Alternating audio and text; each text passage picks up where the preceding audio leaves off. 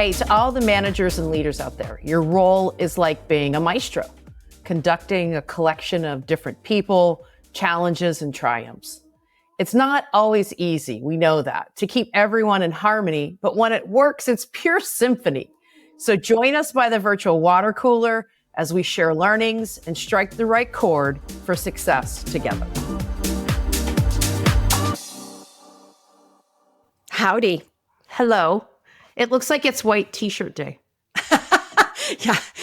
Well, full disclosure, I went to the gym at lunch and then I did errands and I have not showered and I have no makeup on and I made it into this seat and that's feeling good. Well, I am freshly showered. Yeah, we're like literally the polar opposites. And I have a clean t-shirt on, which is great, but we are both sporting scoop neck white t-shirts for those of you that aren't watching but are listening. So that's kind of funny. I have a question for you. And it seems to be the topic of every time we go out with someone these days, or you hang with girlfriends or whatever. It's like, so for the listeners, any tips on what you're watching these days on TV? On TV, yes. Okay. Well, two radically different things. There's going to be a bit of a time lag here, but the Celtics are in the playoffs. And so we are watching every single one of those games. But from just like watching TV shows, we're finishing up this Netflix show called The Residents. Oh, do you know that? No. It's a very like lighthearted comedy about a murder that takes place in the White House the night of a state dinner. Oh, and it's like Clue. Yeah. It's a little, and also like that. I won't say it's quite as good as this, but it's along the lines of that movie Knives Out. Yeah, if you remember that. I do. So it's fun, totally quirky.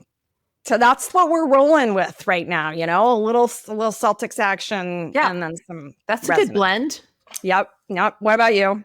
I have a lot of intensity in my viewing habits these days, and I need to add something lighthearted. So we just finished The Pit, which is a HBO Max show about an ER trauma room in Pittsburgh. So for me, it has a lot of local reference, and that makes it super fun, but it's intense. Like it is. I've heard it's very well done. It's very well done. It's very intense. It's very graphic, but it would definitely be on my must-watch list.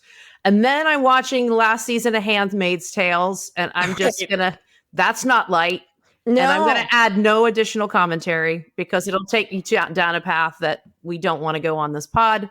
And then my husband and I are watching a show that was done in 2012. Okay. Called Hell on Wheels, which is it's like a dramatization of the historic of us on a girls' weekend. No, okay, that could be it. That's funny. About building the railroad, the Union Pacific Railroad. Yeah, that'd be really interesting. So it's a documentary kind of thing? No. It's you said it was fictionalized. Yeah, okay. It's like a historical fiction. It's excellent. So that's what we're watching, and none of it is light. So I'm really waiting anxiously for Just Like That to get back on sometime this summer so I could get some lightheartedness in my watching habits. Because have you gotten into Hacks? No. Oh, you have to do that. You have to. Hacks is amazing, and it is funny, really funny, and totally like it has substance and the whole thing. I know you will love it. And then Residents you can do for like utterly lighthearted, like. Yeah, those are good recommendations. So now that we've wrapped up our rendition of the Emmys, fast-forwarded through our TV commentary or the Golden Globes before. So why don't you set up what we're going to do today, Dana? Yep. All right. A little preamble here is that my field of work has a huge problem and weakness with the jargon we use because we seem to put more freaking syllables around very simple concepts. Like even just management leadership development, like how many syllables are in that mouthful? Too many. Yeah. And I literally start workshops off by saying like, I will pay someone money to help me figure out like easier, simpler ways to say these things. So that applies to the next topic that we're going to talk about on this episode, which is called employee engagement. Oh, wow. And this is really, I'm interested in interviewing you, Rose, as the person who ran a business, a division. Like, how many thousand people? Oh, at one point, I think there were 2,500. 2,500 worldwide. Plus, you rose through the management training. So you know what it is to manage a small team and a function and then all of that. I'm more like, I personally manage teams, but never like a huge function or anything.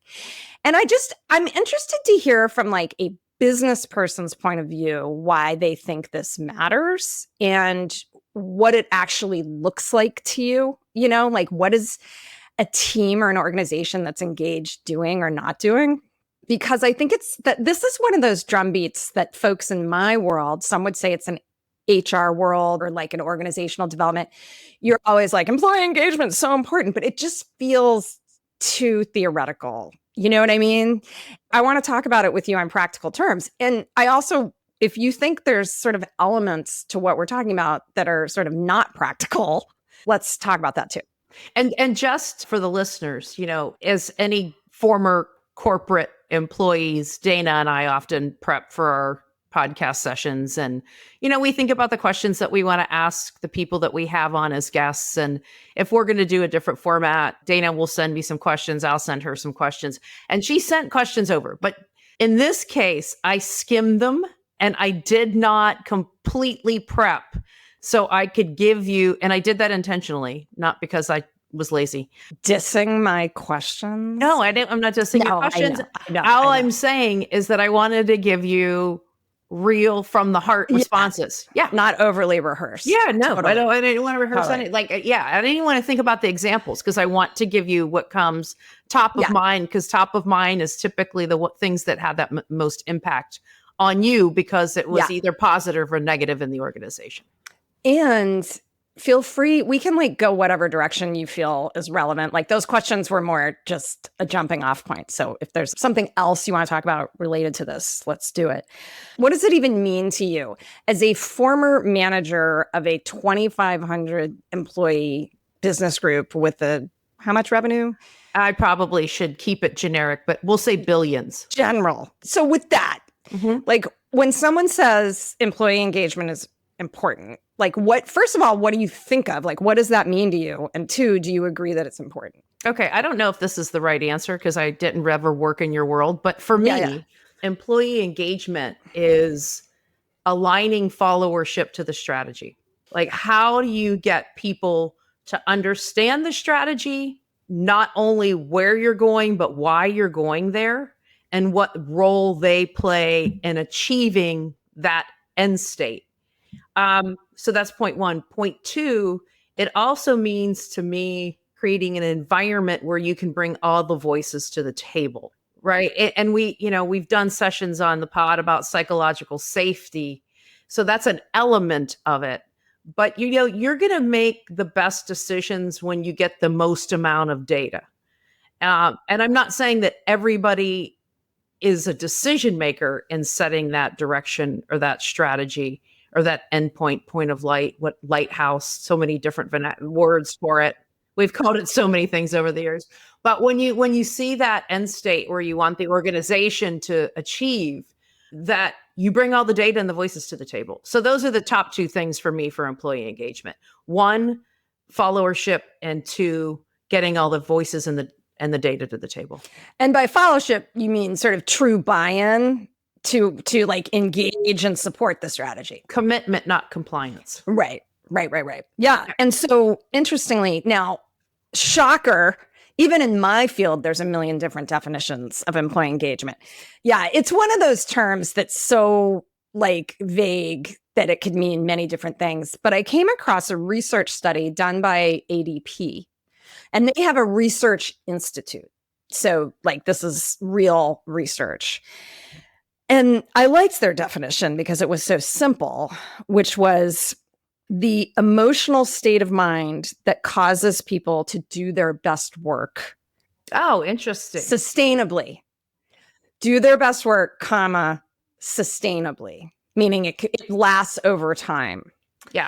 And that's actually not that far off from what you just said, which is, doing your best work. You've bought into what the business group is trying to do, and you're going to give it your best effort and do your best work.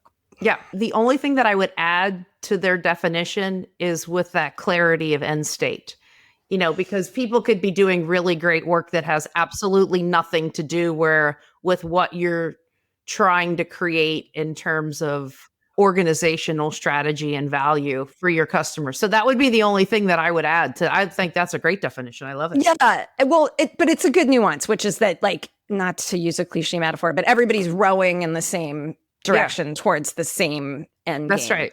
And there's study after study about the importance of creating this environment where people want to engage and do their best work. And Gallup is one of the sort of revered institutions that studies this. There's plenty of academic studies. I found something on the National Institute of Health around a study around employees. So regardless, though, this recent Gallup survey, meaning a few months ago that the findings came out, was that employee engagement in the US has fallen to its lowest level in a decade, meaning it is at this last figure for employee engagement was last seen in 2014. And it is interesting because there's also some specific demographics where engagement has really dipped. One is workers younger than 35, and some specific industries, including finance, insurance, technology, and professional services. So, in other words, there's an engagement challenge right now in the workforce. So, I feel like that's why it's worth talking about it. And so let's just dive in. I mean, we've talked about kind of what it means to you. So I do have some suspicions. Number one, and I know we covered this a lot in season 2, but I think it's really very difficult to create engagement. And when you're not face to face and when you don't have a direct communication, not through a screen. With your coworkers. I think it's really hard to build a culture that way. And culture is what carries some of that employee engagement forward and drives the consistency in the approach, right? It's your culture, right? So I think remote work is not a supporter of high employee engagement. And I mean full-time remote work. I don't mean hybrid. I think we've established that I'm a hybrid fan. I'm not a fully remote fan. The only thing, you're right, and I agree with you. It's interesting, though, that the same employee engagement, it's matching. I'm so bad at talking about numbers, but they're saying employee engagement hasn't been this low since 2014, which was before the pandemic, before remote work was as big of a practice.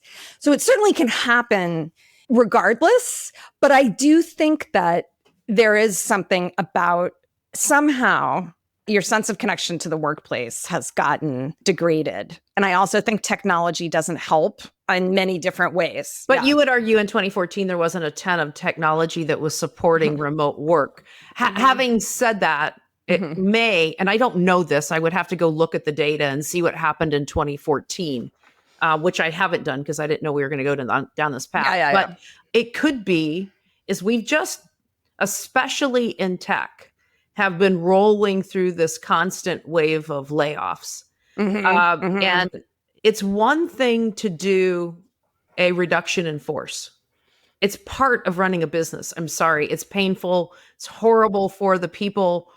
The leaders don't like to do it. It's not a positive experience for anyone. Having said that, the most destructive force to employee engagement for me, in my opinion, and I don't have data on this, is the rolling waves of layoffs. Yeah. 10%, 10%, 10%, 10%. And it just creates this feeling of no commitment to the employee corporate relationship. And I think that's really, really difficult.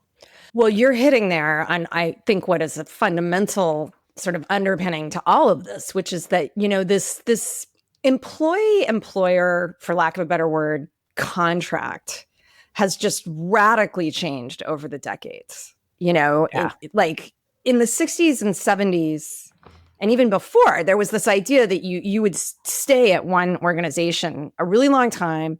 And if you do give them your best work, they're going to do right by you. And that's just really changed now to, not that there weren't reductions in those decades, but it wasn't like it's done today. And so this idea that like, I can give my best work and I know I will be treated well by my organization, no matter what, like that trust is just gone now. And so I do think that's an underpinning. That was my third point.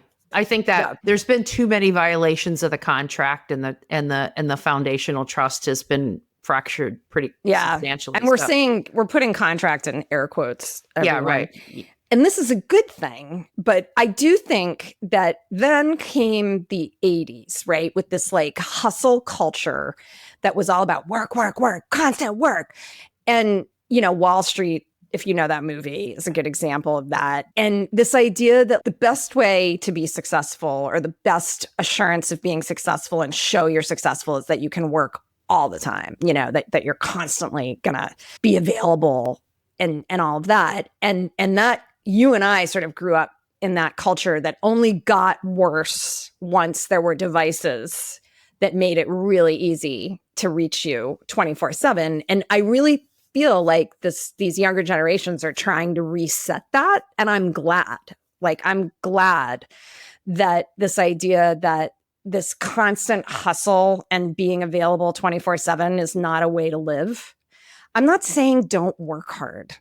I'm just saying, like, this idea, it becomes performative. It becomes like you're performing. I need to show people that I'm always online. I need to show people that I'm a hustler, you know, and it becomes just an unproductive way to live overall, which I think a lot of people want to reset.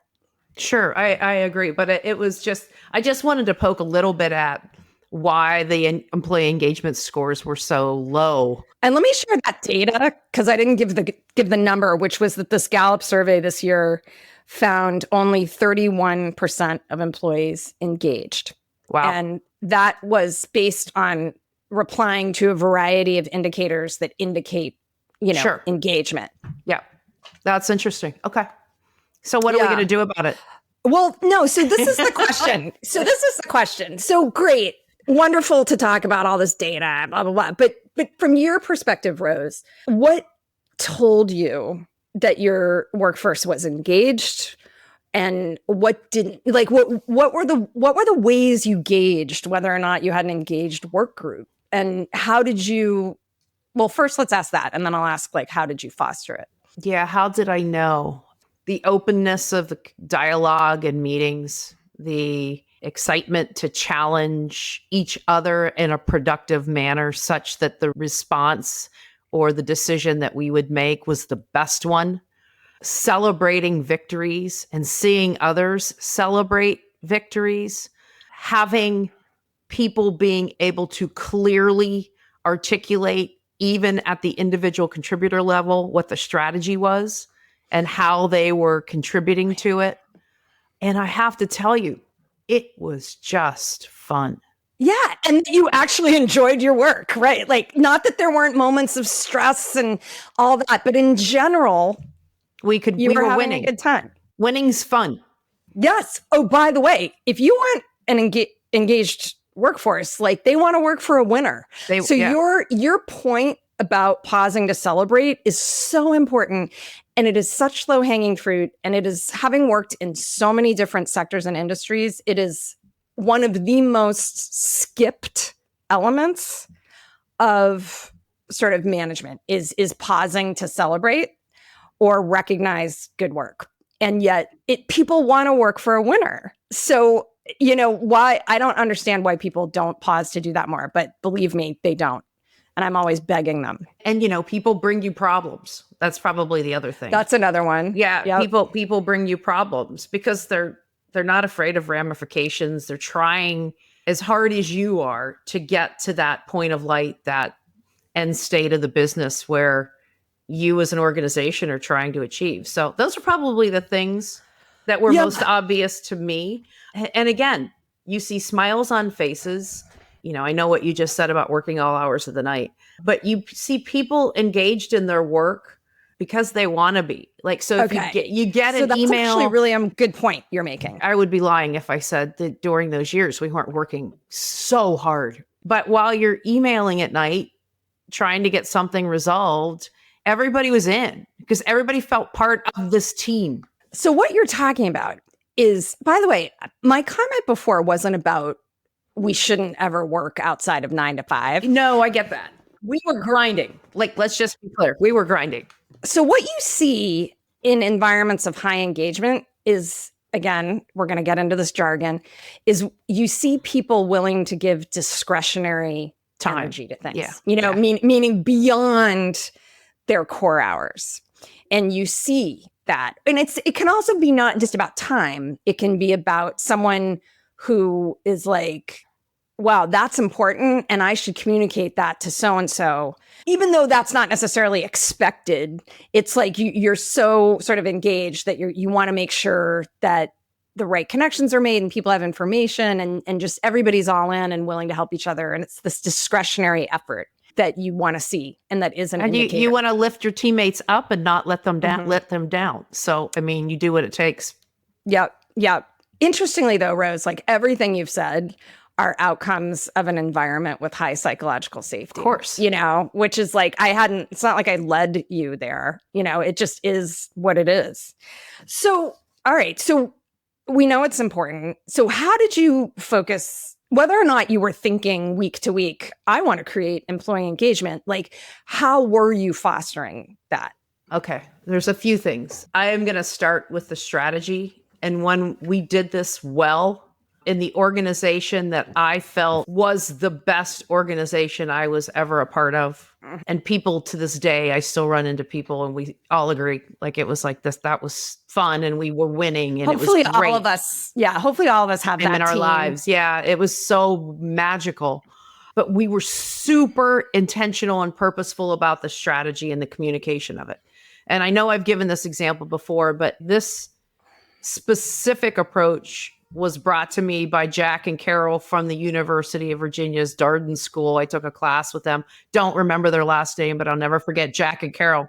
Jack and Carol Taught like a week-long class on management and leadership training. It was so good.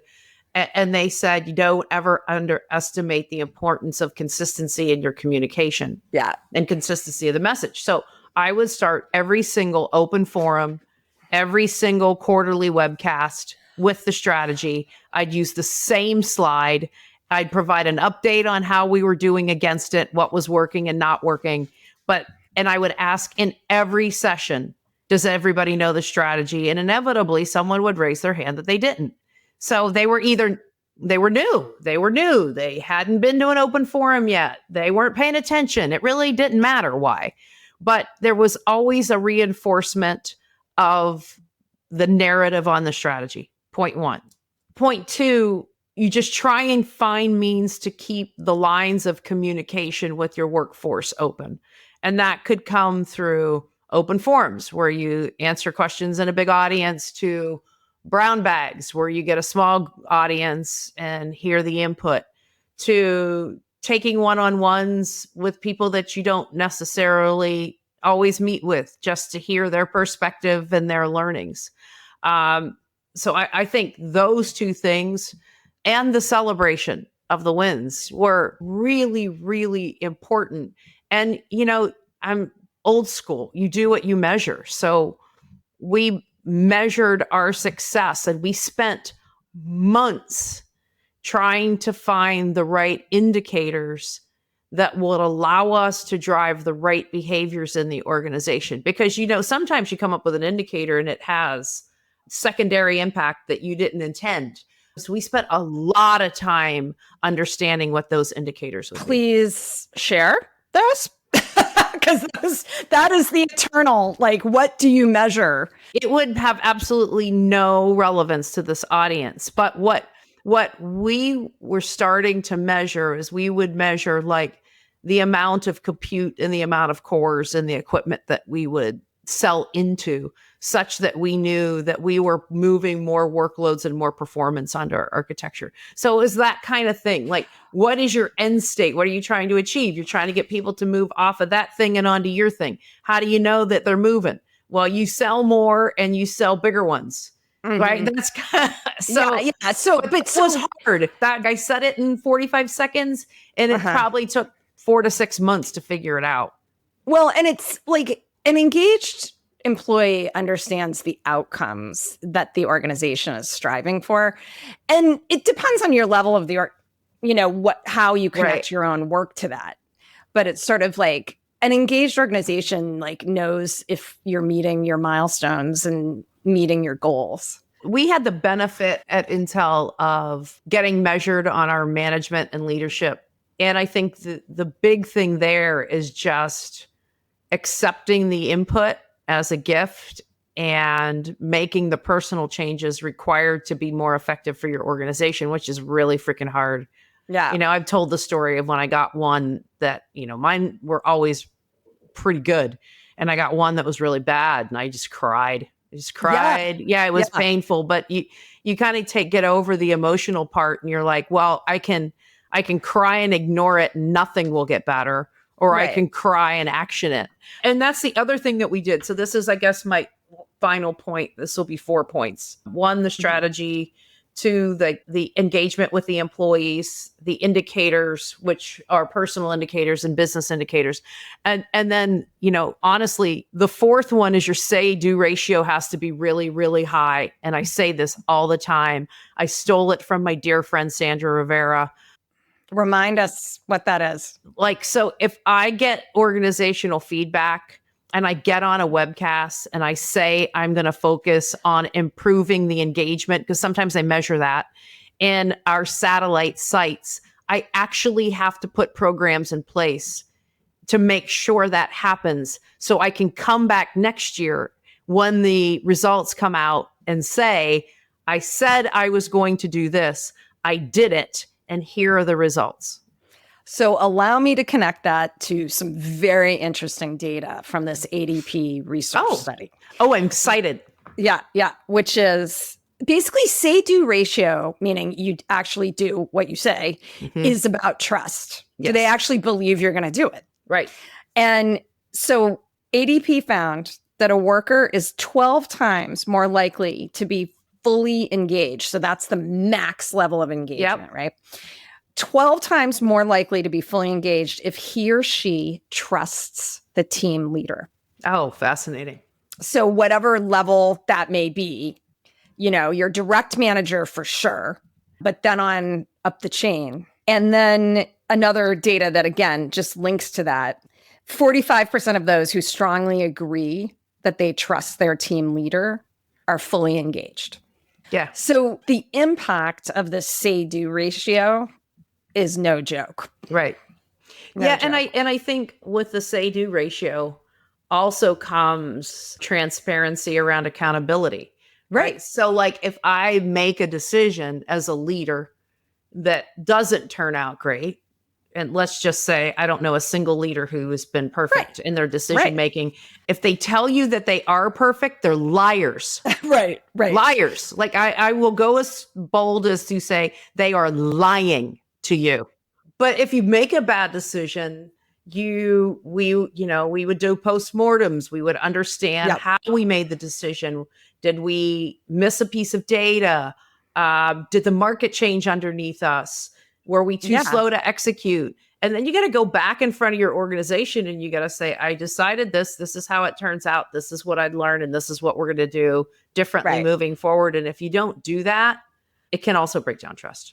Yeah. Never mind that that's role modeling exactly what you want people to do with you. Yeah. Right. Which is say I did this. It didn't work out the way I thought it would. And I need to be open about that. That's right. So you're literally role modeling. So just to wrap it up, the interesting, and I was not cherry picking studies, to be clear. Wow. Yeah, that's cool. I just sort of was like, what's the latest? And again, this is from the ADP research study. And it basically said well, two things were interesting also, that engagement is not monolithic and it really varies within an organization, team by team. Wow. Yeah. So on a certain level, doing an organizational or like a large divisional engagement survey doesn't actually tell you much. That it is much more, level of engagement really varies team by team, which is interesting because my bonus child he's in his mid-20s, and he works for an organization that does team level pulse surveys every month. So it doesn't matter if the team is 3 people or 7, and then the manager gets that data, you know, and obviously there needs to be a lot of psychological safety for any of that. But one of the reasons is that the employees trust that the data will be actually communicated and actioned and all those things. And I get it now, why they do it at that team level because of this research. And then it said, in general, efforts to engage the workforce, I loved this, should focus first not on the workforce, but on the team leaders in the workforce. Oh, yeah. Because the effect of their basically level of engagement and the trust levels that people have in them has a massive downstream effect on the engagement. I think you've provided some excellent data that illustrates why management and leadership excellence is so critical to the success of your organization. I truly was not trying to find data that fit my lens, but I just thought that was fascinating. I think that's great. Yeah. What a great way to wrap it up. Yep, exactly. Well, thanks for being interviewed. Well, you're welcome. And my hot takes for today, I'll just do a simple one, is I really appreciated the data behind some of the discussion that we had that reinforces the criticality of excellence in management and leadership. Yeah. And I think I'll just say the same, which is like, it's nice sometimes to take a beat. And we both passionately believe that management leadership development is a worthwhile thing to invest in.